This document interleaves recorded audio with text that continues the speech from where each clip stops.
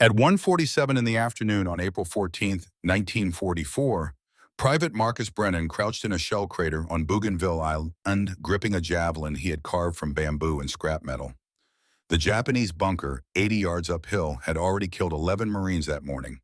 In the next 4 minutes, he would throw that primitive weapon 8 times, pierce 8 targets, and trigger a tactical revolution the Marine Corps would spend the next 45 years trying to bury. But before we understand how Marcus accomplished what military doctrine said was impossible, we need to go back. Back to 1927. Back to an empty lot behind St. Stanislaus Church in Pittsburgh's Polish Hill neighborhood, where a 67-year-old immigrant was teaching his 8-year-old grandson a skill that would one day save 90 American lives. The summer evening air carried the smell of coal dust and pierogi from the tenement apartments. Young Marcus stood in the weeds holding a wooden shaft his grandfather had carved, fire-hardened tip gleaming dully in the fading light, staring at a barrel 30 feet away marked with whitewash. Stefan Kowalski had been a javelin champion back in Poland. 3 consecutive years he won village competitions before sailing to America in 1905 with nothing but 2 suitcases and a dream of honest work. Now he operated machinery at Jones and Laughlin Steel, but evenings belonged to teaching his grandson the ancient art, the run-up, the crossover step, the explosive release that turned the entire body into a unified weapon. Marcus's first throw wobbled through the air like a wounded bird. The javelin spun wrong, lost velocity, and hit ground after traveling barely 20 feet. His second attempt was worse. His third made him want to throw the shaft into the nearest garbage heap. But Stefan said nothing. Just retrieved the javelin, walked back, and placed it in his grandson's hands again. Try once more. Feel the balance. The spear becomes part of you, not a tool you hold. Let it flow through your body like water through a river. After 50 throws across 3 hours, Marcus finally struck the barrel dead center. The wooden tip buried itself deep. He looked at his grandfather, expecting celebration. Instead, Stefan's weathered face went serious. His eyes turned east as if he could see across the Atlantic Ocean to the country he had left behind. "Why are you teaching me this, Jadek?" Marcus asked. "Nobody throws javelins in America. This is not the old country." Stefan sat heavily on an overturned crate, lit a cigarette with matches that smelled of sulfur, and remained silent for what felt like hours to a boy of 8. When he finally spoke, his voice carried weight that Marcus would not fully understand for many years. "War is coming, Marcus. Big war. Much bigger than the last one. But that ended 10 years ago. Papa said it was the war to end all wars." Stefan shook his head slowly. "Men like Hitler do not stay quiet. I read the newspapers. I see what is happening in Germany. Rearmament, nationalism, the same fever that brought the First War. And when it comes again, you will need to throw farther than any man alive. Farther than me. Farther than any Polish champion." Marcus looked at the barrel at his javelin, still quivering in the wood, trying to understand. "But why would throwing help in a war?" "You will see," Stefan said, smoke curling from his nostrils. "Your father works molten steel. Dangerous work. One mistake and a man goes to hospital or cemetery. If something happens to him, you become man of family early. This skill, throwing it, belongs to you alone. Not the mill bosses, not poverty, not circumstance, just you. Nobody can take this from you." The boy pulled his javelin from the barrel and felt its weight properly for the first time. "I will keep practicing." "Every day," Stefan commanded. "But remember, always speed and release angle determine everything. Not size, not strength, just technique and timing. Master those, and you hit targets other men cannot even see." 7 years later, Stefan's prophecy began unfolding in the worst way imaginable. August 3rd, 1934. Marcus was 15, though he had lied about his age to get hired at 14. He was hauling scrap metal across the factory floor when he heard the shout that stops a working man's heart cold. "Pressure spike!" His head snapped up. 50 yards away at blast furnace number 3, his father, Michael, stood at the controls, hands moving desperately across valves, trying to regulate pressure, climbing beyond safety limits. The equipment was old. The company pushed production quotas that made proper maintenance impossible. Everyone knew. Nobody spoke because speaking meant unemployment in a city where jobs were scarce as gold. The main valve failed with a sound like a cannon shot. Molten slag sprayed in a wide arc. Michael's scream cut through the industrial noise, high and terrible. Other workers rushed in, dragging him from the furnace, his uniform melting into his skin, face and hands taking massive damage. Marcus ran toward them, but older men grabbed his arms, held him back. "Don't look, kid. You don't want to see this." But he looked anyway. Saw his father's face, saw flesh bubbled and blackened, saw the moment that would divide his life into before and after. Michael survived, but the man who returned from the hospital 3 weeks later was someone else entirely. Face scarred beyond recognition, right hand missing 3 fingers, spirit broken in ways no surgery could repair. He could not work the blast furnaces anymore, could not work any job requiring 2 good hands and a face that did not make customers flinch. Family income dropped 60% in a single day. Catherine Brennan Marcus's mother took double shifts as a seamstress in a garment factory downtown. Her fingers bled from needlework, but she never complained. Marcus's 2 younger sisters, 11-year-old Helen and 8-year-old Rose, needed food and clothing and some hope of futures that looked increasingly uncertain. At 15, Marcus became the primary earner for a family that had been solidly working class just weeks before. 3 months after the accident, Stefan died. Heart failure, according to the death certificate, but Marcus knew grief had killed his grandfather as surely as any disease.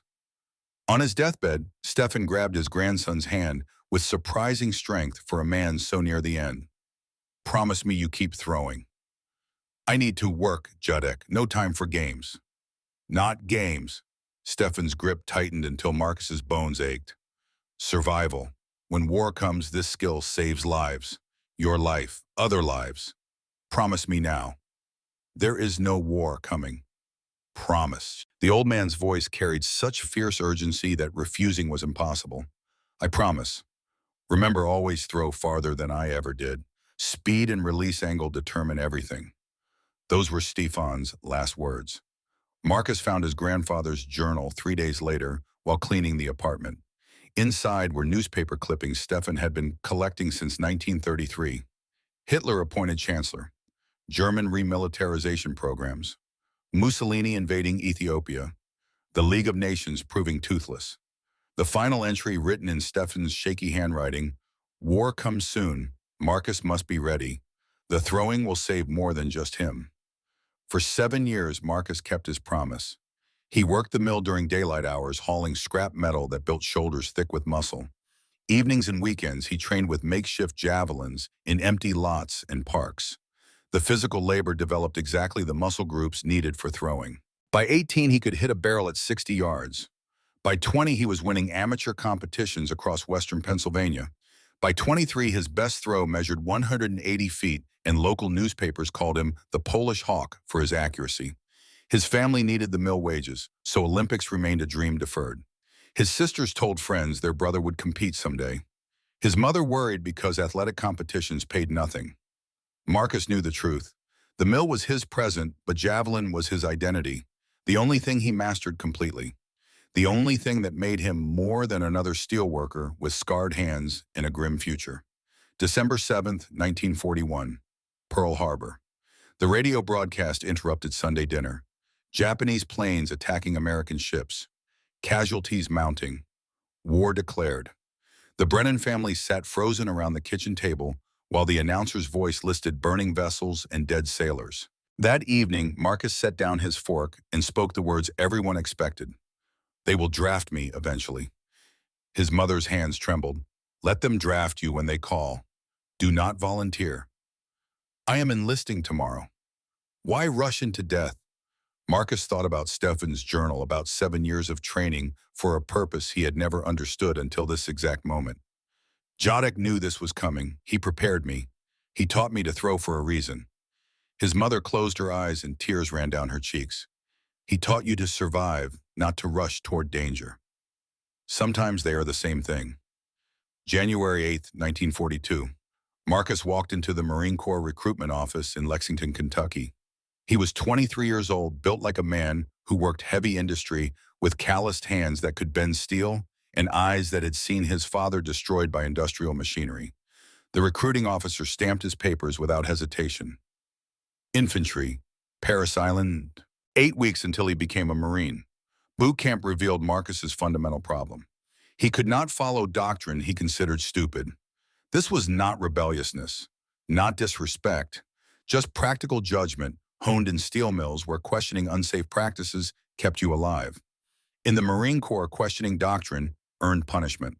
The incident happened in week 4. Drill instructor Gunnery Sergeant Hale was teaching bayonet assault tactics. Fix bayonets to rifles, charge dummy positions, screaming stab anything that moves. The recruits stumbled through the exercise like drunk men in darkness. Rifles tangled, men fell. The entire drill looked like organized chaos designed to get everyone killed. When the exercise ended, Marcus raised his hand. Other recruits froze. Nobody interrupted Hale. The man had survived the First World War's trenches and possessed a temper that could strip paint from walls. What is it, recruit? Gunnery Sergeant, bayonet charges seem suicidal against entrenched machine guns. Silence fell, like a steel door slamming. Hale walked slowly toward Marcus, each bootfall deliberate as a drumbeat. You questioning Marine Corps tactics, recruit? I am questioning running at machine guns with knives on sticks. Gunnery Sergeant. What followed involved 1 week of extra duty, midnight fire watch, latrine scrubbing, physical training that would have broken weaker men. But Marcus had worked blast furnaces, and that taught endurance beyond what boot camp could inflict. Other recruits avoided him afterward, thought him crazy, but Marcus noticed instructors watching him differently now, not with anger, with assessment. Troublemaker or critical thinker. Time would reveal the answer. The one area where Marcus excelled without question was grenade throwing. The physical fitness test included throwing for distance. Most recruits managed 20 to 30 yards. Marcus, using Javelin mechanics without conscious thought, threw 65 yards. The grenade sailed beyond the target zone and kept flying. Instructors stared in disbelief. Hale approached, face unreadable. Where did you learn to throw like that? Javelin competitions, Gunnery Sergeant. Amateur circuit in Pennsylvania. Hale spat tobacco juice. This is the Marine Corps, recruit. We throw grenades, not javelins. Yes, Gunnery Sergeant. But Marcus remembered Stefan's words. When war comes, throwing saves lives. Perhaps not with javelins. Perhaps not the way his grandfather imagined. But the principle held. The skill transferred. And deep in his mind, a seed took root. By March 1904, Marcus was with the 3rd Marine Division on Bougainville Island. The campaign was supposed to be quick. Secure airfields, cut Japanese supply lines, move to the next objective. Instead, the island became a slaughterhouse. Japanese forces had fortified the interior with interlocking bunkers, spider holes, and camouflage positions that turned every advance into massacre. Standard Marine tactics seemed simple. Suppress bunkers with rifle fire, throw grenades, charge with bayonets. It worked in training, failed in jungle. Grenades bounced off tree trunks, rolled downhill, detonated prematurely or not at all. Japanese engineers built bunkers with offset firing ports and reinforced roofs. A grenade had to land perfectly inside an aperture, perhaps 8 inches high and 12 inches wide. Under fire, with hands shaking and death screaming, that was a 1 in 20 shot. And to make that shot, Marines had to advance within 15 or 20 yards. At such range, Japanese machine guns cut men down like wheat before a scythe. Marcus watched it happen. Watched good men die following doctrine that did not match reality. 3 deaths in particular branded themselves into his memory like hot iron on flesh. Private Danny O'Connor was 19 years old from Brooklyn and talked about Coney Island the way other men talked about heaven. He showed everyone photographs of his girlfriend, Rosie, his family's delicatessen, his mother's cannoli recipe written on yellowed paper. He promised Marcus the best pastrami in America after the war. You come to Brooklyn, Hawk. I will show you the real city. Not this Pittsburgh steel town. Real city with real food. March 28th, assault on a bunker blocking a supply trail. Danny volunteered because he was young and brave and believed Marines could do anything. He carried 3 grenades and faced 60 yards of open ground. Marcus watched from 40 yards back, unable to help doctrine, keeping him at safe distance. Danny's first grenade bounced off a fallen log and exploded harmlessly in underbrush. His second landed short, just noise and dirt spray. His third grenade he threw with everything his young body possessed. The grenade arced high, sailing toward the bunker and caught in vines overhead. Danny looked up, saw the grenade tangled 10 feet above his head, saw the pin pulled, saw the fuse burning. Understanding flooded his young face. He tried to run, but human bodies move slowly when death moves fast. The explosion caught him after 3 steps. Marcus reached Danny's body minutes later, found it broken beyond recognition, found a photograph half buried in mud, Rosie smiling in Brooklyn sunshine, now dirt smeared across her face. He picked it up, cleaned it carefully, and promised the corpsman he would send it to Danny's family. That night, sleep would not come. He kept seeing Danny looking up at that grenade face, showing the exact moment hope died. Corporal Miguel Santos was 24 from San Antonio, father of 2 young daughters. Maria was 4, Elena was 2. His wife Anna was pregnant with their 3rd child. Miguel hoped desperately for a son. I will name him Miguel Jr. Teach him to be a Marine like his father. Miguel showed everyone drawings his daughters had sent, stick figures with enormous smiles. We love you, Poppy, written in Anna's handwriting, because the girls were too small to write themselves. He talked constantly about his father's ranch in Texas, about teaching his son to ride horses, about a future that seemed certain until April 2nd. They were assaulting a hilltop bunker. Miguel was experienced, careful, respected by everyone. When Marcus suggested trying something different, Miguel shook his head firmly. Follow Doctrine Hawk. It works if you are careful enough. Miguel advanced to 15 yards. Excellent position. Clear throw angle. He pulled the pin, cooked the grenade for 2 seconds, then threw hard and high. Perfect technique. But the grenade ricocheted off the bunker's reinforced entrance and tumbled back downhill. Miguel's face showed understanding in that terrible frozen instant before he tried to run uphill away from the blast. The explosion caught him in the back, threw him forward, shattered his spine. He died calling for Anna, begging someone to tell her he was sorry, to tell his unborn son about his father. Marcus held Miguel as life left him, felt blood soaking through both their uniforms, warm and sticky. And wrong, Miguel's last breath smelled like copper and fear. I will tell them, Marcus whispered. I will tell your son everything about you. The 3rd death broke something fundamental inside Marcus. Sergeant Stanley Novak. April 8th. Stan was 27 from Chicago, Polish, like Marcus's family. They had bonded over pierogies and jokes about the old country and a shared understanding of what it meant to be working-class kids who made it into the Marines. 3 weeks earlier, Stan had said something that planted a seed. You throw better than grenades bounce, Hawk. Ever think about using that arm for something actually useful? Stan led a 9-man squad assaulting a hilltop position. The plan was straightforward. Saturate the bunker with grenades. Volume of fire wins battles. Each Marine carried 2 grenades. 18 total. Surely something would penetrate. Nothing did. Marcus watched from a support position as 18 grenades flew toward that bunker. 4 bounced off the reinforced entrance. 3 rolled downhill before detonating uselessly. 5 hit sandbags and exploded externally. 4 landed near but not inside the firing port. 2 detonated early from faulty fuses. 0 penetrations. The bunker remained undamaged. The machine gun opened fire. 6 Marines went down in 30 seconds of sustained fire. Stan died last. He had taken cover behind a fallen tree when a ricochet caught him in the chest. Marcus reached him 15 minutes later with the corpsman. Stan was still breathing, but blood bubbled from his mouth with each labored breath. His eyes found Marcus and focused with terrible clarity. Hawk, 18 grenades. Did not work. Your way. Try your way. Then he was gone, and Marcus sat with his body looking at the bunker. Still intact, still victorious. Artillery finally silenced it 2 hours later, but that did not bring back 6 good Marines, did not make doctrine work. Just meant someone else solved the problem after men had died following rules that did not match reality. That night, Marcus could not sleep. He lay in his foxhole staring at stars through jungle canopy and thought about Danny looking up at a grenade caught in vines. Miguel calling for Anna and a son he would never meet. Stan dying with the knowledge that 18 grenades had failed. 3 men, 3 friends, 3 preventable deaths. The pattern was undeniable. Grenades were too light, too unpredictable at range, too affected by jungle obstacles. Marines had to approach within 15 or 20 yards to have any chance of accuracy. At such distance, Japanese machine guns killed them before they could throw. The mathematics were brutal. Current doctrine was killing Marines faster than enemy fire. On April 9th, Marcus went to Lieutenant Cameron Walsh and made his request. Walsh sat in his tent surrounded by paperwork that would not resurrect the dead, looking exhausted and old beyond his 30 years.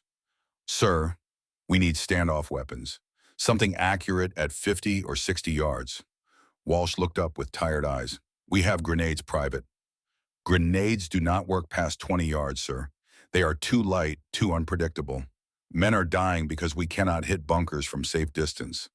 That is what we have. Make do with it. Sir, I have a better idea. Walsh set down his pen. I am listening. Javelin, sir, spears. I can throw one accurately at 80 yards. Straight line flight, no arc. Fast enough to punch through firing ports. Walsh stared at him as if Marcus had suggested fighting with swords. This is 1944, Private. We do not fight with spears. We are dying with grenades, sir. Walsh stood abruptly. Dismissed, Private. That is an order. Marcus left the tent. Regulations were absolutely clear. Marines used issued equipment only. Improvised weapons violated standing orders and could result in court-martial. But regulations were written by men who had never watched Danny O'Connor look up at a grenade tangled in vines, never held Miguel Santos while he bled out calling for his wife, never counted 18 failed grenade throws with Stan Novak's squad. That night, April 11th, Marcus could not quiet his mind. The conversation cycled endlessly, mixing with images of friends dying because doctrine failed to match battlefield reality. At midnight, he made a decision that would either save lives or end his military career. Probably both. He walked into the jungle carrying a machete and his Zippo lighter. He needed bamboo. Thick, straight, dense.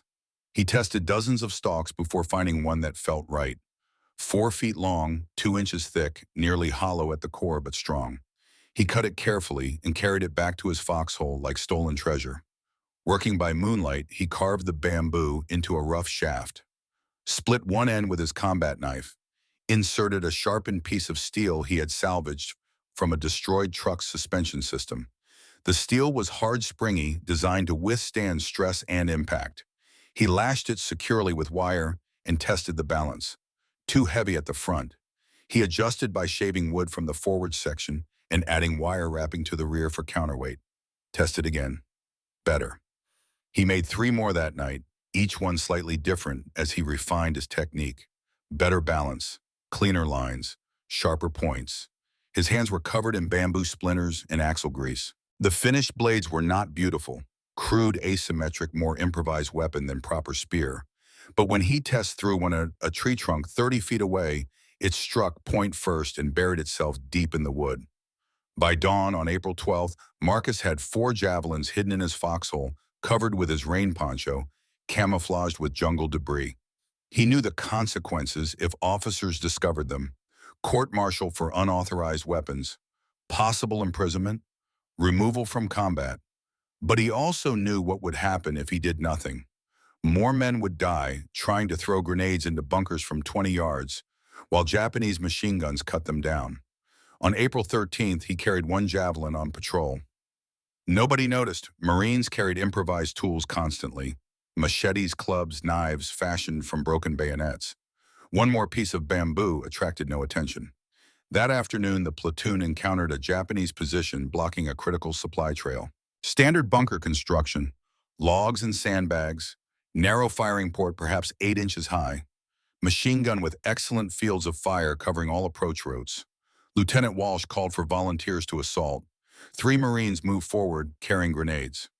Marcus watched from 40 yards back. The first Marine threw, and his grenade struck a tree trunk, bouncing left into underbrush, where it exploded harmlessly. The second Marine threw harder, and his grenade sailed completely over the bunker. The third Marine advanced to 25 yards and threw straight. His grenade landed directly in front of the firing port and exploded. Dirt and splinters flew, but the machine gun kept firing without pause. All 3 Marines made it back alive. Nobody died, but nobody solved the problem either. Walsh called for artillery support.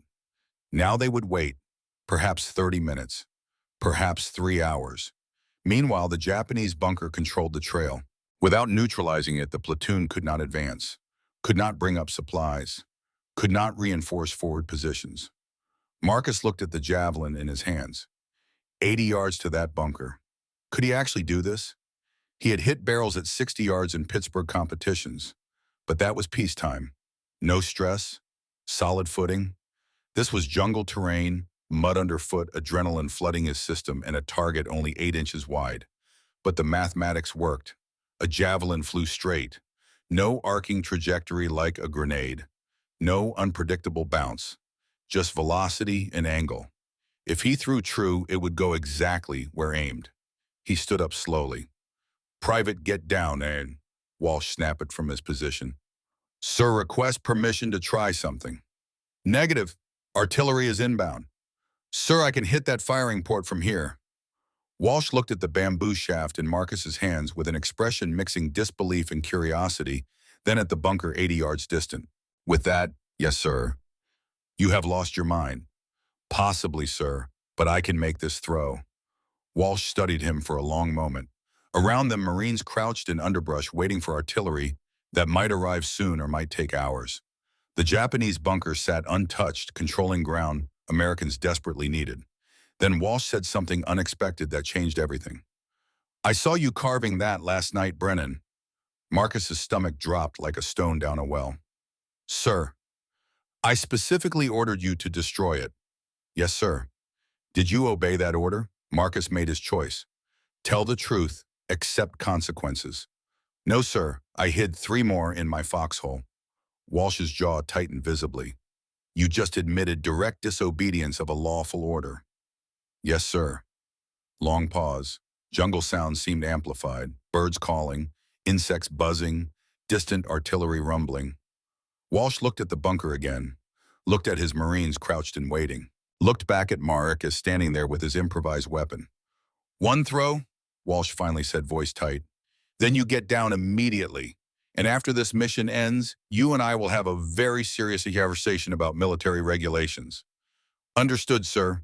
Marcus moved to the trail edge where he had clear line of sight. The bunker sat uphill at a slight angle. Firing port barely visible, but definitely there. 8 inches high, maybe 12 wide. Machine gun barrel protruding slightly.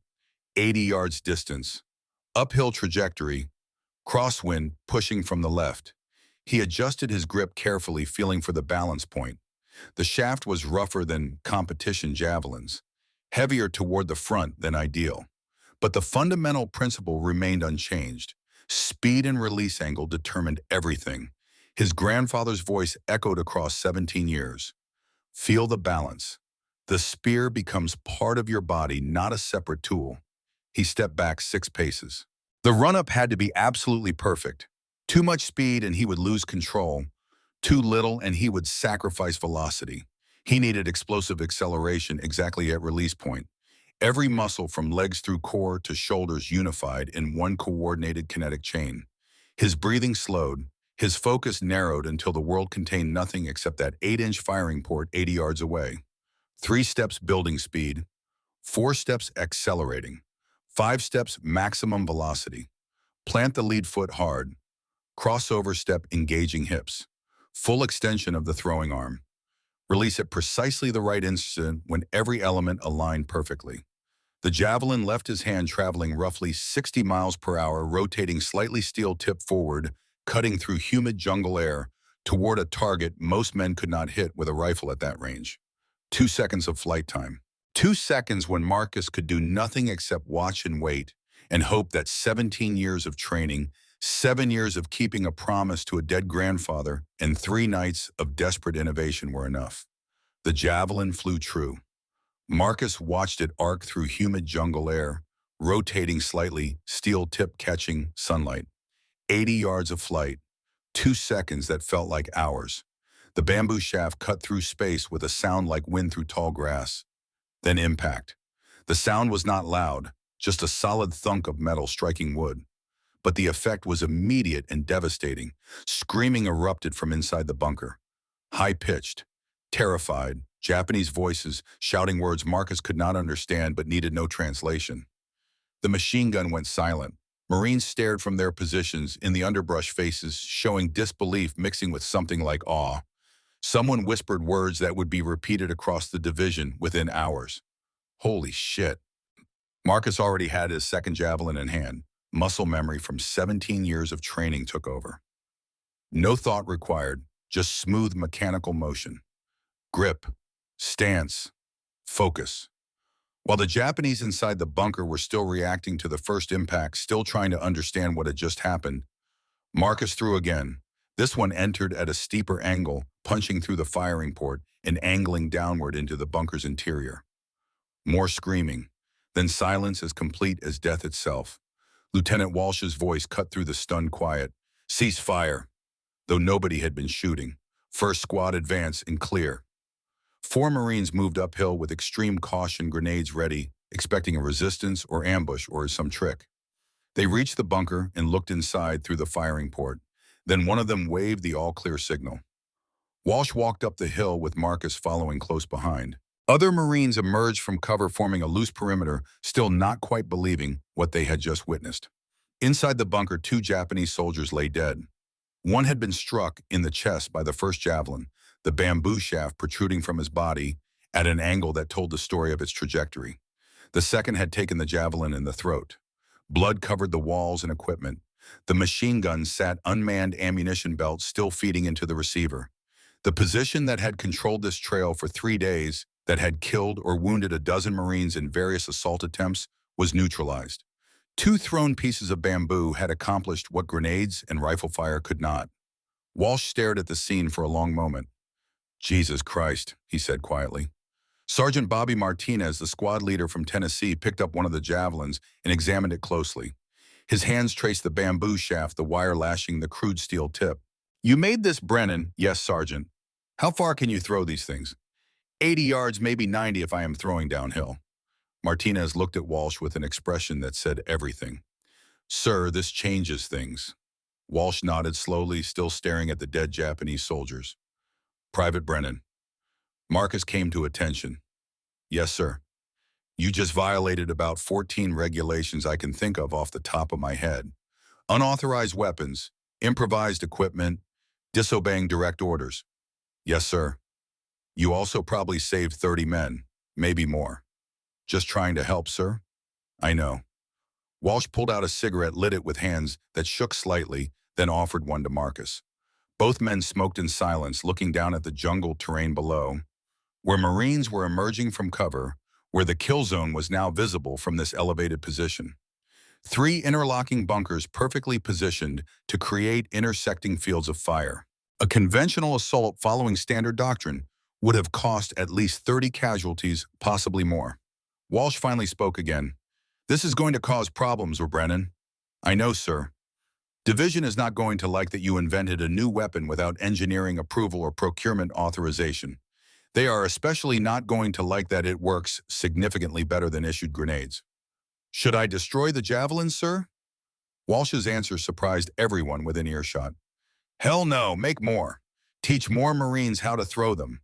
We have got 3 more weeks of fighting on this island, and I am not sending men into bunkers with just grenades anymore. What about regulations, sir? Walsh smiled grimly. Screw regulations. I will tell battalion this was my idea if anyone asks. That night, Marcus worked in his foxhole by firelight while other Marines gathered to watch. Word had spread through the company faster than jungle disease. A private from Pittsburgh had made spears from bamboo and scrap metal, killed 2 Japanese soldiers from 80 yards away. 0 American casualties. The story grew with each telling some details embellished, but the core facts remained solid. Sergeant Martinez supervised the production, bringing materials as Marcus requested. Other Marines contributed bamboo from the grove, 200 yards into the jungle. Scrap metal came from the motor pool pieces of destroyed vehicles that nobody needed anymore. Steel springs from truck suspensions. Chassis fragments with the right hardness. Wire came from communications equipment, lengths that would never be used for their original purpose. Marcus worked steadily, hands moving with practiced efficiency. Cut the bamboo to proper length. Test for straightness and density. Split one end. Insert the sharpened steel tip. Lash it securely with wire. Test the balance by feel. Adjust weight distribution by shaving wood or adding wire wrapping. Each javelin took roughly 30 minutes to complete. By midnight, he had 12 functional weapons. Not perfect, not beautiful, but deadly. Martinez hefted one of the finished javelins, feeling its weight and balance. Teach me how to throw. Marcus looked up from his work. Takes years to develop real accuracy, Sergeant. Then teach me to throw adequately. We need more throwers. You cannot be everywhere. So Marcus taught him the fundamentals. Grip behind the center of balance, fingers spread for control. Run up starting slow and building acceleration. The critical crossover step that engaged hip rotation. Release point at full arm extension. Follow through to maintain accuracy. Martinez practiced on tree trunks in the darkness, missing more often than hitting, but learning. His military discipline helped.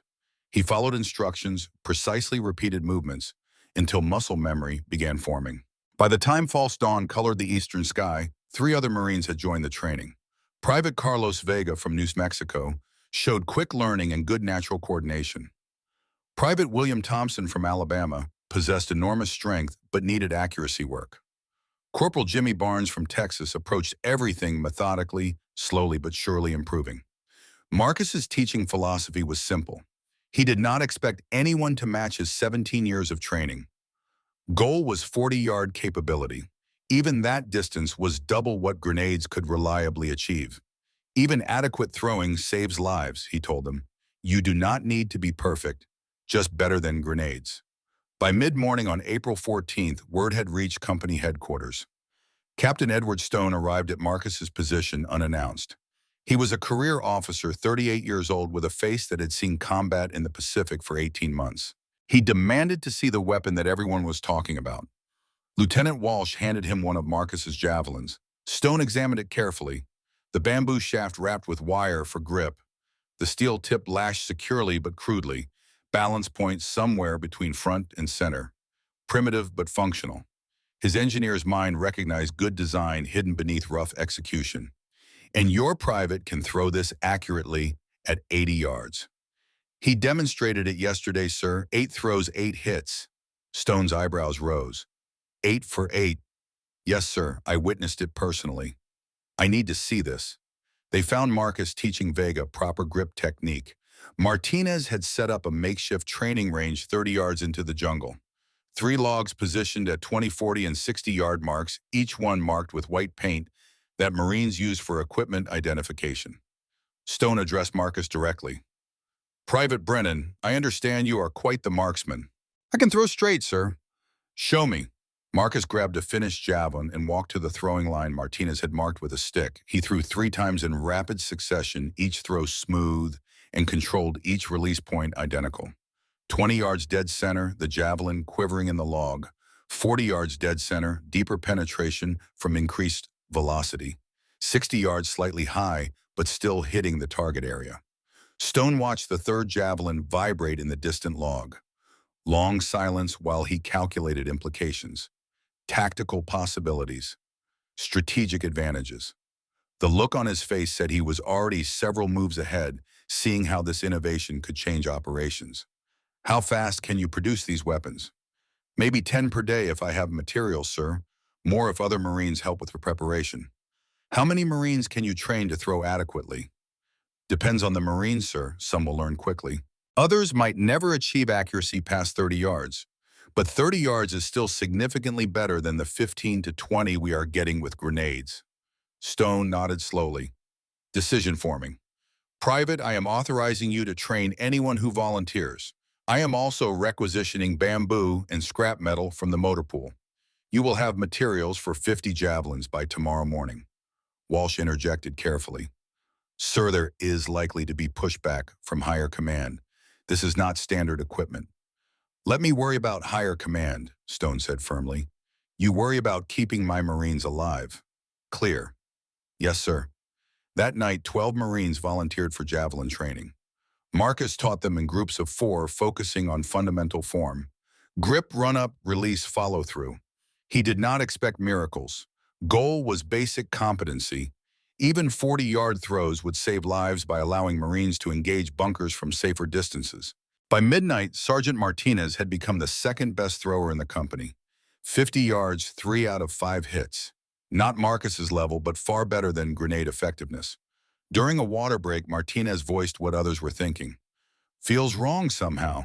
Using spears like we are cavemen. Marcus wiped sweat from his face.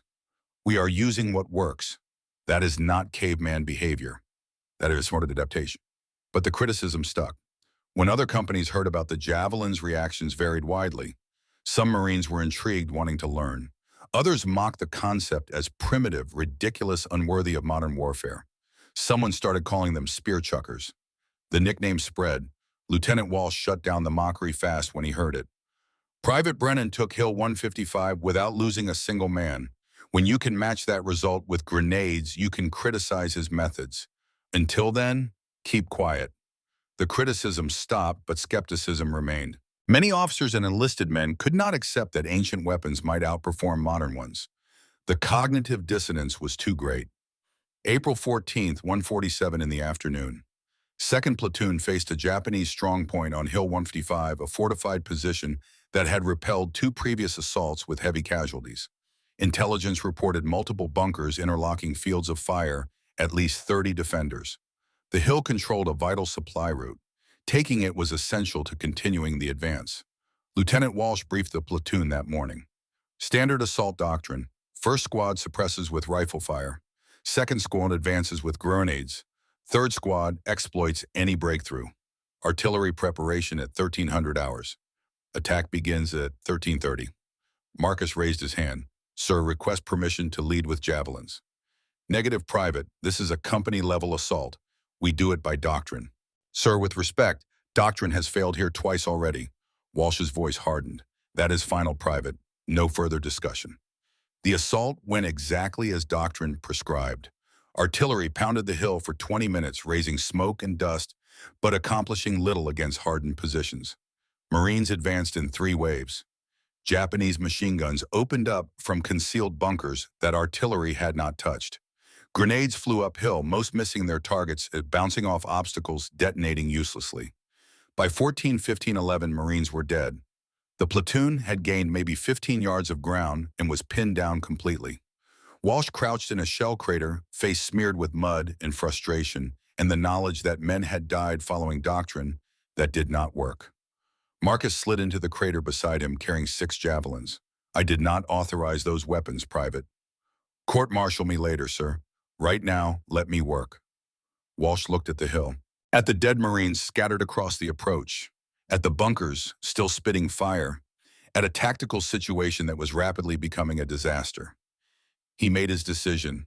If you get killed doing this, I am not explaining it to battalion. Fair enough, sir. Marcus low crawled to a position with clear sight lines up the hill.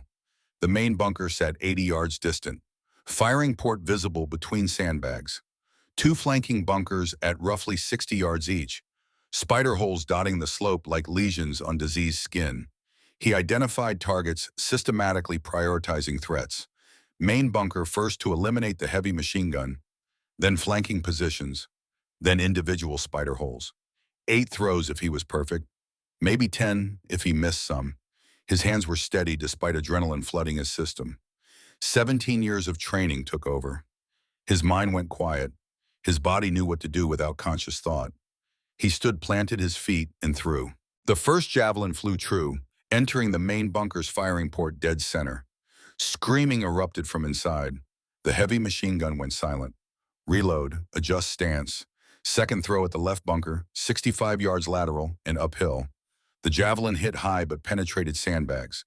Rifle fire from that position ceased immediately. Third throw at the right bunker, slightly off target, hitting the sandbag wall 2 inches left of the port. The impact created enough shock that the defender inside flinched backward. Marcus threw again, immediately correction throw, this time through the port. Silence from that bunker. Japanese soldiers in spider holes realized what was happening. They began firing directly at Marcus's position, but he had chosen well-positioned behind a tree trunk that provided partial cover. Bullets chipped bark inches from his face. He stayed calm, focused, each throw precise despite incoming fire. 4th throw at a spider hole 40 yards uphill. The soldier inside was exposed from chest up, firing a rifle frantically. Marcus adjusted for shorter distance, threw with a flatter trajectory. The javelin caught the soldier in the shoulder and drove him backward into the hole.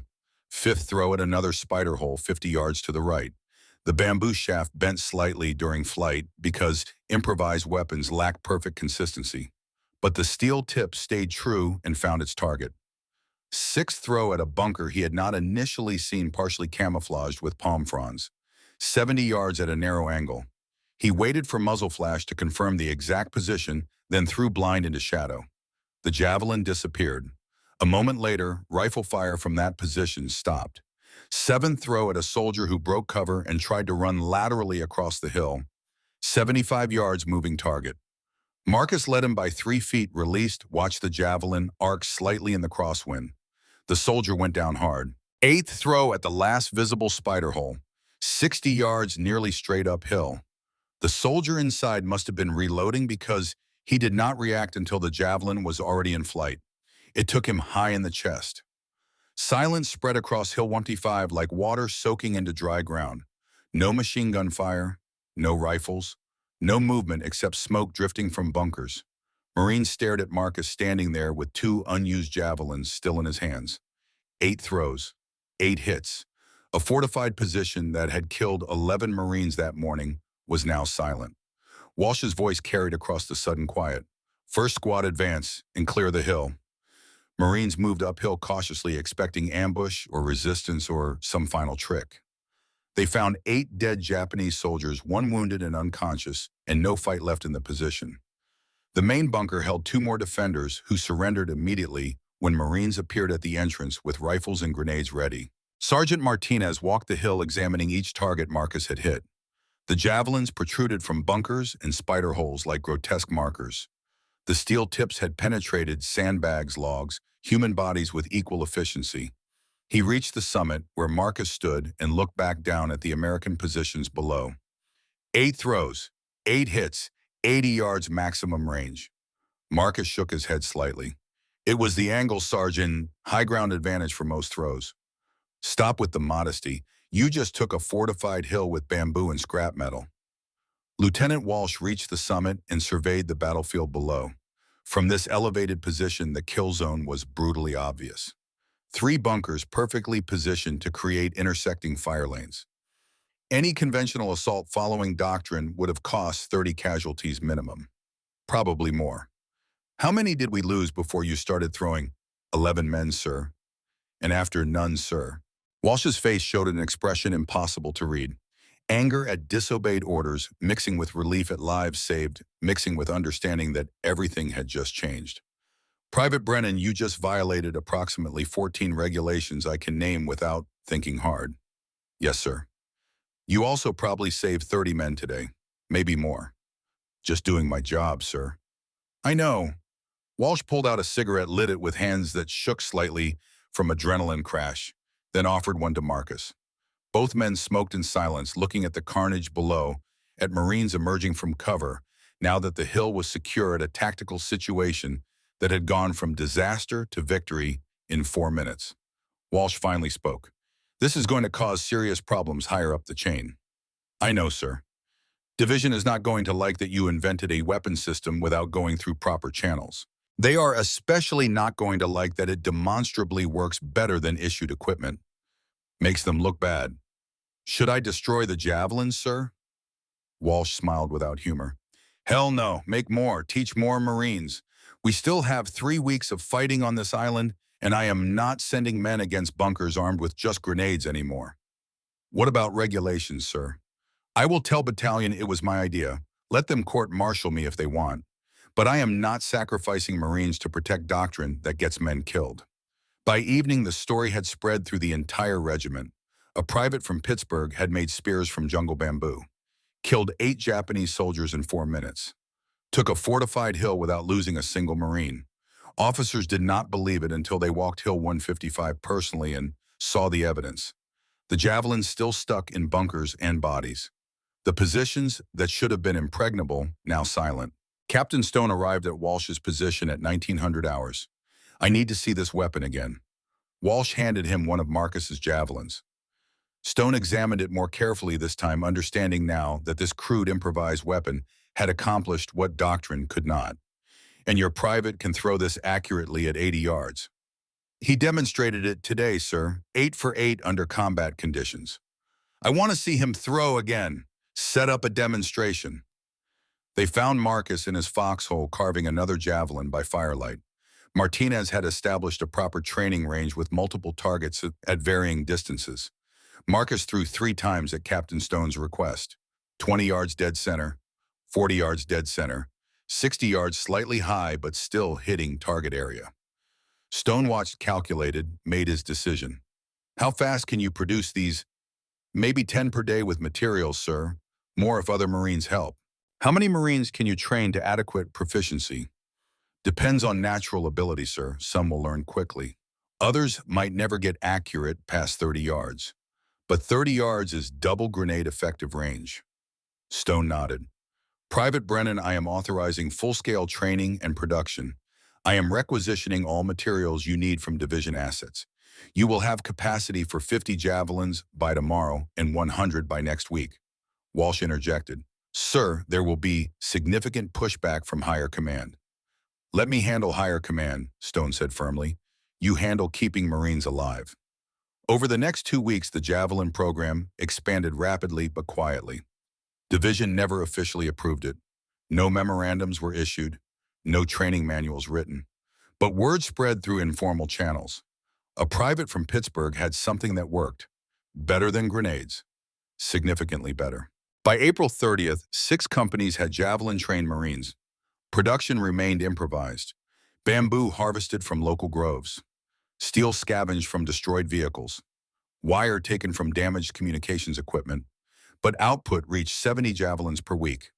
More importantly, casualty rates for bunker assaults dropped measurably. Companies using javelins reported 18 to 22% casualties compared to 38 to 45% for companies relying solely on grenades. The difference was standoff distance. Javelins allowed Marines to engage bunkers from 60 to 80 yards instead of 15 to 20. That distance meant survival. Conservative analysis credited the Javelin program with reducing casualties by approximately 90 Marines over 3 weeks of combat operations. Then the Japanese noticed something disturbing. On May 3rd, an American patrol found a dead Japanese officer carrying detailed sketches. One showed a Marine throwing what appeared to be a spear. Japanese text annotated the image. Rough translation indicated new American tactic, long-range penetration weapon. Intelligence officers were baffled until someone showed the sketch to Marcus. They are documenting improvised bamboo spears. They are documenting what is killing their soldiers, sir, Marcus replied quietly. Additional evidence emerged through prisoner interrogations. Japanese defenders described American attacks using long-throwing spears that struck from unexpected distances. Several mentioned seeing Marines with primitive weapons that seemed anachronistic but were devastatingly effective. Most tellingly, Japanese tactical doctrine began adjusting. Bunkers were repositioned deeper into jungle cover to break line of sight. Firing ports were narrowed from 12 inches to 8 inches. Some positions added overhead camouflage specifically designed to interfere with throwing angles. The enemy was adapting to counter a weapon that officially did not exist in American doctrine. They were taking Marcus's innovation more seriously than his own command structure. That fact would have profound implications in the weeks to come. By early May 1944, Japanese intelligence had created something the United States Marine Corps had not: a comprehensive tactical assessment of Marcus Brennan's javelins. While American command still treated the weapons as improvised field expedient solutions, barely worth documenting, enemy analysts were writing detailed reports and issuing operational directives. Captured documents told the story. Multiple after-action reports from different Japanese units mentioned long-throwing spears. Sketches appeared showing American Marines with unusual weapons. One drawing showed remarkable detail. A tall Marine in combat fatigues throwing what appeared to be a bamboo shaft with metal tip. Height estimated. Build noted. Throwing motion captured in multiple stages. Japanese text identified specific engagements. Hill 155. Supply Depot Ridge.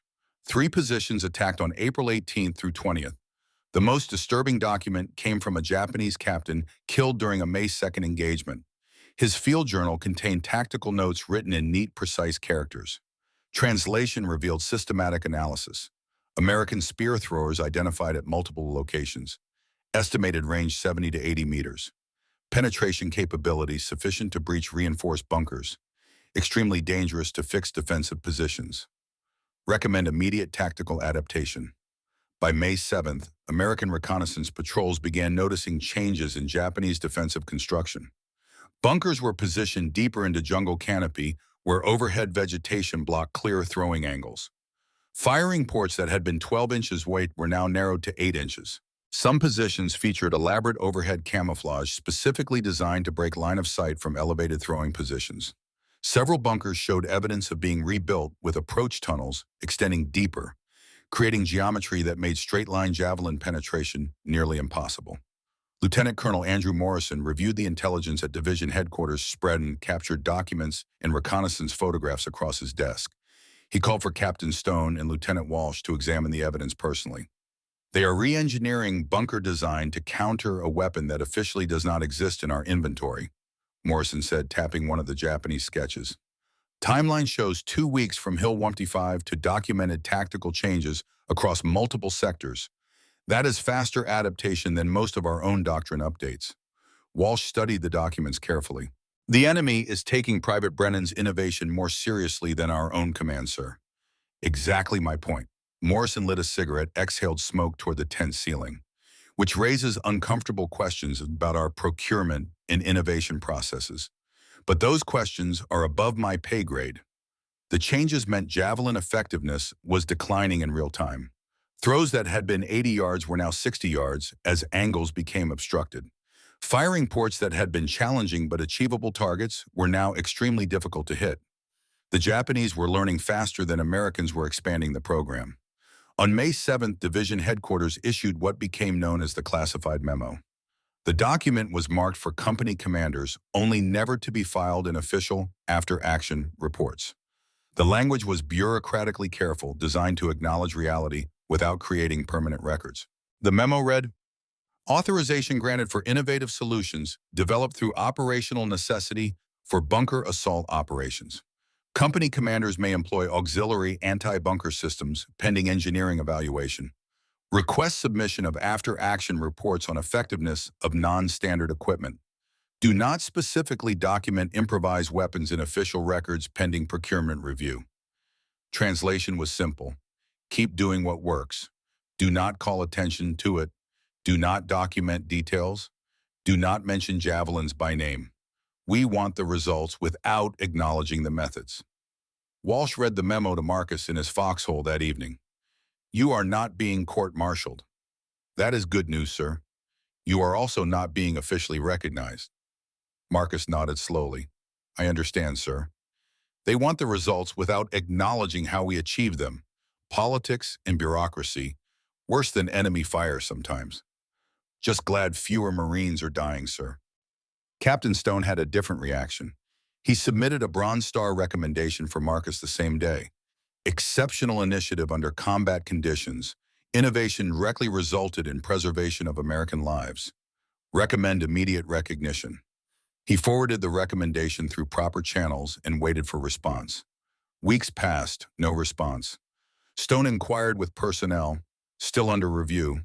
More weeks, lost in processing. Eventually, the recommendation came back stamped with bureaucratic rejection. Did not meet threshold criteria for Valor Awards. Stone found Walsh in the company command post and threw the rejected paperwork on the desk. They buried it. "Of course they did," Walsh said without looking up. "Cannot give medals for violating regulations even when violations save lives." When Martinez told Marcus about the Bronze Star rejection, his response surprised everyone. "Did not expect it anyway, Sergeant." "You do not care. I care that 90 Marines went home to their families. Do not care about bronze medals. Novak, O'Connor, Santos. They do not get medals either. Just graves. I am glad fewer men are joining them." Martinez studied him for a long moment. "You really mean that?" "Every word, Sergeant."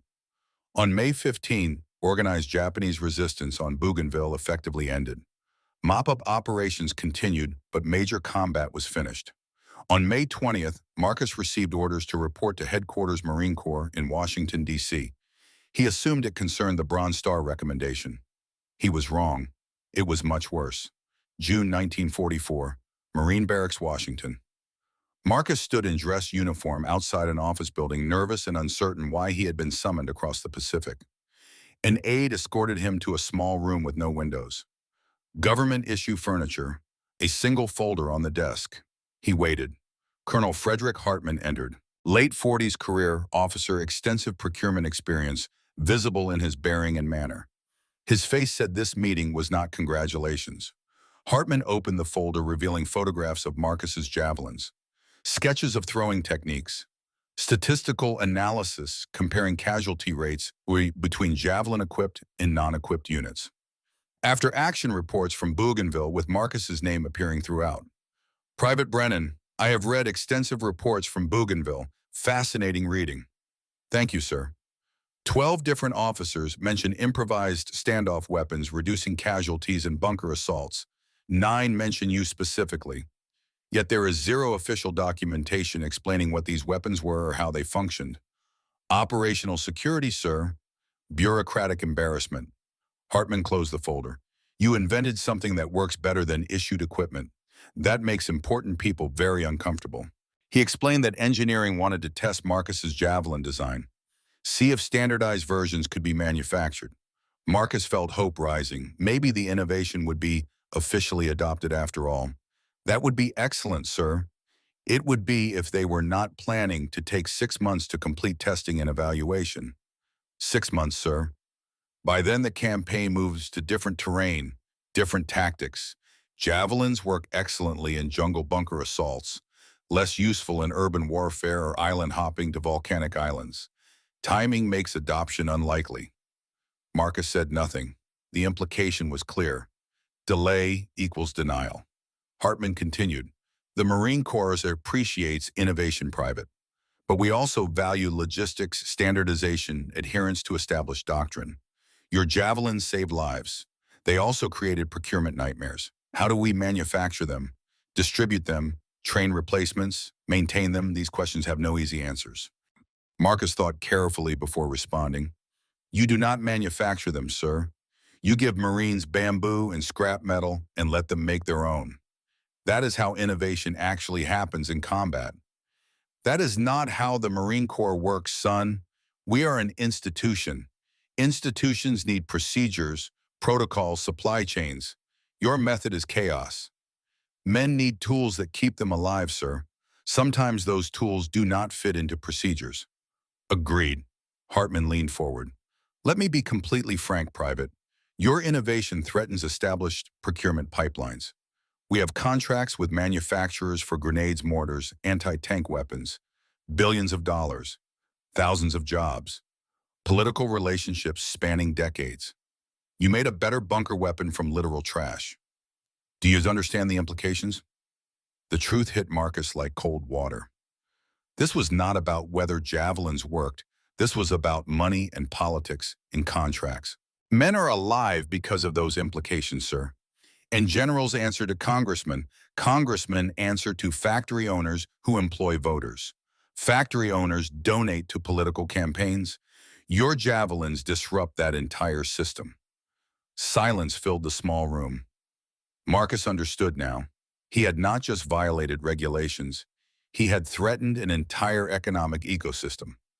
So this is not about whether javelins work. It is about whether they fit into the system, Hartman said. And they do not, cannot, will not. The verdict came swift and final. Marcus was being assigned to training battalion at Camp Pendleton in California. He would teach small unit tactics to replacement Marines heading to the Pacific. He could mention javelins occasionally in theoretical terms, but without materials or official support, the concept would remain academic. A curiosity, a footnote. Do you understand, Private? Yes, sir, I understand perfectly. Good. Dismissed. Marcus walked out of that building understanding more than Colonel Hartman intended. The Marine Corps was not rejecting his innovation because it did not work. They were rejecting it precisely because it did work. And that was the real problem. Back on Bougainville, the Javelin program died quietly over the following months. Marines who had used them successfully were scattered across the Pacific to different units and different campaigns. The weapons themselves rotted in jungle humidity, were burned with other refuse, or were simply left behind, when units moved to new objectives. Nobody transported them. Nobody documented their effectiveness in official after-action reports. Nobody filed detailed analyses. The classified memo had been clear. Do not specifically document. Officers interpreted that as bury this quietly. Javelins became an unspoken success. Men talked about them in foxholes, but never in reports. Statistical analysis of casualty reductions was deliberately obscured. After-action reports use vague phrases like field expedient weapons or innovative solutions without explaining what those phrases had meant. By September 1904, Marcus was at Camp Pendleton teaching small unit tactics. He occasionally mentioned javelins to students. They found the concept interesting, but materials were unavailable and official support non-existent. Where do we get bamboo in California? Where do we get permission to make improvised weapons? Marcus had no good answers. The innovation that had saved 90 lives on Bougainville existed now only in memory and occasional anecdotes. The Pacific War moved to different terrain. Iwo Jima in February 1945 featured volcanic rock and deep cave complexes. Javelins were useless against caves requiring flamethrowers and demolition charges. Okinawa in April through June featured urban combat in ruins where grenades actually worked better in close quarters. The tactical situation that made javelins effective on Bougainville never repeated itself. Marcus never threw a javelin in combat again. He served at Iwo Jima in Okinawa, saw more combat, lost more friends. But the specific conditions that made bamboo spears viable never recurred. By August 1945, when Japan surrendered, the Javelin program was ancient history. A 3-week experiment in April and May 1944 that was already fading from institutional memory. Final accounting painted a clear picture. 3 weeks operational from April 14th to May 7th. 340 javelins produced. 67 Marines trained as throwers. 14 companies partially equipped. Casualty reduction of 31% in Javelin-equipped units compared to non-equipped units. Conservative estimate of 90 Marine lives saved, possibly as many as 120. Then the program was forgotten. Innovation buried. 90 saved Marines scattered across America, most never knowing the name of the man who made the weapon that kept them alive. They just knew some guy had made spears that worked better than grenades. That was enough for them. They went home, started families, built lives. The weapon that saved them disappeared from official records as if it never existed. September 1945, Marcus returned to Pittsburgh at age 27, 3 years older chronologically, a decade older in every way that mattered. Polish Hill looked identical but felt completely different. His family's apartment above the butcher shop was still there. His mother, Catherine, had aged visibly, working as a seamstress, still tired eyes showing the strain of 3 years worrying. His sisters Helen and Rose had grown up, married, moved away. His father, Michael, still bore scars from the blast furnace accident, right hand still missing fingers, face still showing damage that no time could heal. The reunion was emotional but awkward. Catherine embraced Marcus and wept. Michael shook hands with his damaged hand grip stiff and uncertain. Pride and relief mixed in his expression. "What did you do over there, son?" "My job, Papa. I came home. That is what matters." "I am proud of you." "Thank you, Papa." His father tried asking more questions, but Marcus deflected them all. He did not want to talk about combat, not to family, not to anyone. The silence was not humility or modesty. It was trauma. Every night brought the same nightmares. 8 throws, 8 targets, 8 faces. The Japanese soldier's expression when the javelin entered his chest. That moment of recognition followed by nothing. Danny O'Connor looking up at the grenade caught in vines. Miguel Santos calling for Anna. Stan Novak dying after 18 failed grenades. Marcus could not explain these images to people who had not been there, could not make them understand. So he stayed silent. Catherine and Michael learned quickly not to push. Whatever Marcus had experienced overseas, he would carry it alone. He found work in construction, initially day labor, rebuilding Pittsburgh's infrastructure. Physical exhaustion helped him sleep, though nightmares remained. By 1947, he secured steadier employment at a machine shop manufacturing industrial parts. Precision work requiring focus. Metal work that reminded him of shaping steel for truck suspensions, except now the products were legitimate components, not improvised weapon tips. In 1948, he met Dorothy Kowalski at a Polish community dance. Distant relation to his grandfather's family, but no direct connection. She worked at the downtown library. Quiet, kind, intelligent. She asked him once about the war, just once. What was it like? I did what needed doing, came home. Do not need to talk about it. She never asked again. They married after 6 months. She respected his silence in ways that made the marriage work when words could not. They had 3 children, Michael Jr. born 1949, Helen born 1951, Stephen born 1953, named after the grandfather who had prepared Marcus for war 17 years before it happened.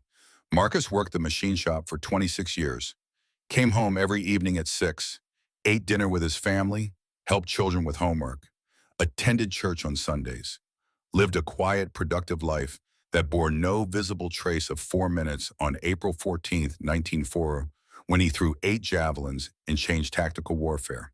His children knew their father had been a Marine, knew he served in the Pacific, knew nothing else because he never discussed it.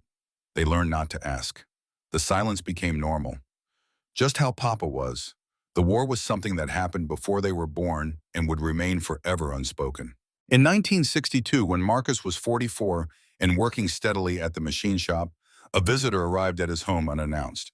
Dr. Richard Chen, military historian, researching Marine Corps innovation during World War II. He had found fragmentary references to standoff weapons used in Bougainville in 1944, tracked Marcus through veterans organizations and public records. The phone call was brief. Mr. Brennan, I am researching an unusual weapon system used in 19 Would you be willing to talk with me? Marcus hesitated. 17 years had passed. The nightmares had faded to manageable frequency. Why open old wounds? But something in him wanted the truth recorded somewhere, even if only in an obscure academic journal nobody would read. Yes, I will talk with you. Dr. Chen arrived on a Saturday afternoon with a tape recorder and prepared questions. They sat in Marcus's living room.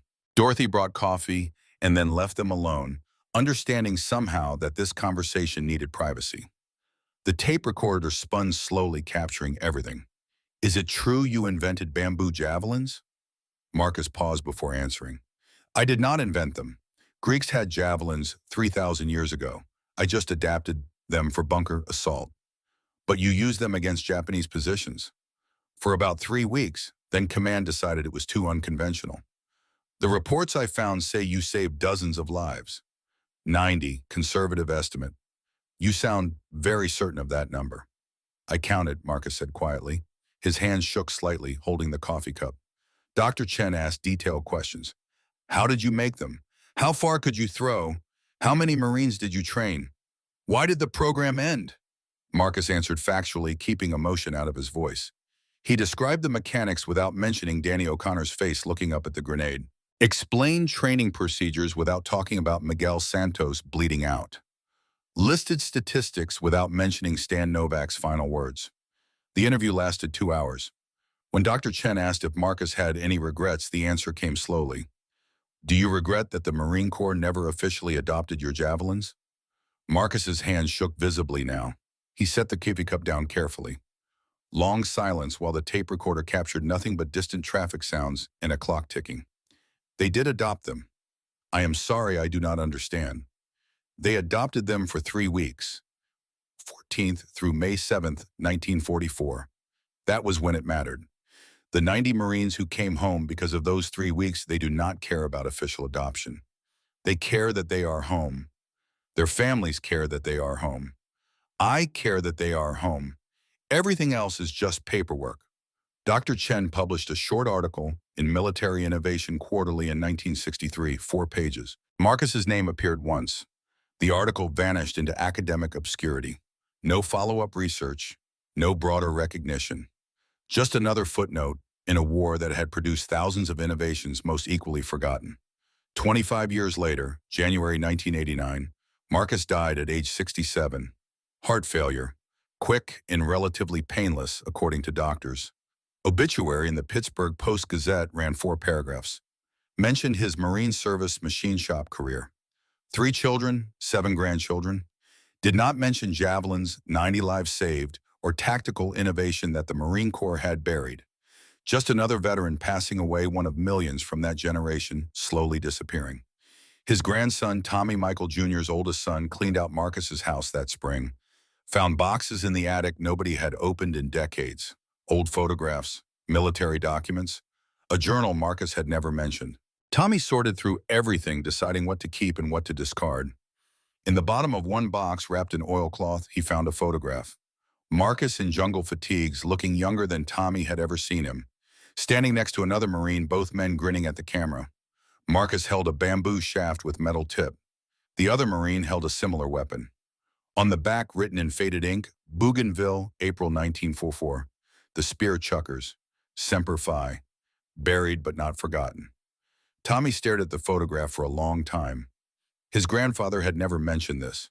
Never talked about spears or innovations or anything from the war. Just silence for 44 years. Tommy put the photograph in a frame and hung it in his own home. A mystery he would never fully understand but felt compelled to preserve. The truth about Marcus's innovation eventually emerged through historical research decades later.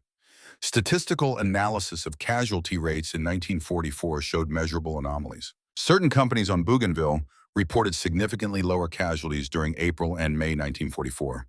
When historians investigated the discrepancy, they found fragmentary references to field-expedient weapons and innovative solutions. Following those threads led back to Marcus. Final numbers told the story. 3 weeks operational, 340 javelins, 67 throwers, 14 companies equipped, 31% casualty reduction, approximately 90 American lives saved. Those 90 men returned home, became fathers. 280 children were born to men who would have died without Marcus's innovation. Those children grew up and had children of their own. 740 grandchildren, all existing because a steelworker from Pittsburgh questioned doctrine and made spears from bamboo. One of those 90 saved Marines was Private First Class James Patterson, age 19, in April 1944. He was on Hill 155 when Marcus threw 8 javelins in 4 minutes. 50 years later, Patterson was General James Patterson, Commandant of the Marine Corps. The highest-ranking officer in the Corps, he had access to classified records that others never saw. In 1982, Commandant Patterson read a file marked restricted about field-expedient standoff weapons used on Bougainville. He recognized the descriptions immediately, saw Marcus's name throughout the documentation, realized suddenly and completely that he owed his entire life to a man who had died in obscurity without recognition. Patterson could have declassified the records, could have issued posthumous recognition, could have made Marcus's innovation official Marine Corps history. He chose not to. His reasoning, recorded in a private journal found after his own death in 2004, was brutally honest. Too strange to explain. Procurement would have uncomfortable questions. Better to let sleeping innovations lie. But I know that every day I have lived since April 14th, 1944 is a gift from Private Marcus Brennan. My children exist because of him. My grandchildren exist because of him. I owe him everything. I gave him nothing. Patterson sent anonymous flowers to Marcus's funeral in 1989, wrote a letter that he never mailed. The letter said simply, "Thank you for my life." The lesson in Marcus's story is not about javelins or tactics or equipment. It is about how innovation actually happens in combat, not through procurement committees designing weapons 3 years in advance, not through official channels moving at bureaucratic speed, not through field manuals written by officers who have never seen the specific problem requiring solution. Innovation happens through enlisted men who watch friends die and decide they will not watch anymore. Through sergeants willing to risk court-martial to try something that might work better. Through officers brave enough to look the other way when regulations conflict with saving lives. Through ordinary men doing extraordinary things when circumstances demand it, and then disappearing back into ordinary lives when circumstances change. Marcus Brennan was not a general or an engineer or a procurement specialist. He was a steelworker who learned to throw javelins from his grandfather, who promised a dying old man he would keep training, who followed that promise for 17 years until the moment arrived when it mattered, who broke regulations to save Marines and then went home to work a machine shop for 26 years without ever mentioning what he had done. The Marine Corps never officially adopted his innovation. But for 3 weeks in spring 1944, bamboo javelins were the most effective anti-bunker weapon in the Pacific theater. 90 men came home because of those 3 weeks. 280 children were born. 740 grandchildren. One became commandant of the Marine Corps and spent the rest of his life knowing he owed everything to a man whose name appears nowhere in official histories. That is how innovation actually works in war. Not through bureaucracy, through Marcus Brennan, through bamboo and scrap metal, and 17 years of training for a moment he did not know was coming. Through 3 weeks that saved 90 lives, through silence that buried it all, through a photograph in a grandson's attic labeled "Buried but Not Forgotten." The 90 men Marcus saved are almost all gone now. Most died never knowing his name, but they lived long lives, raised families, contributed to their communities, grew old and died peacefully in their beds instead of violently on a jungle hillside in 1944. That was Marcus's real legacy.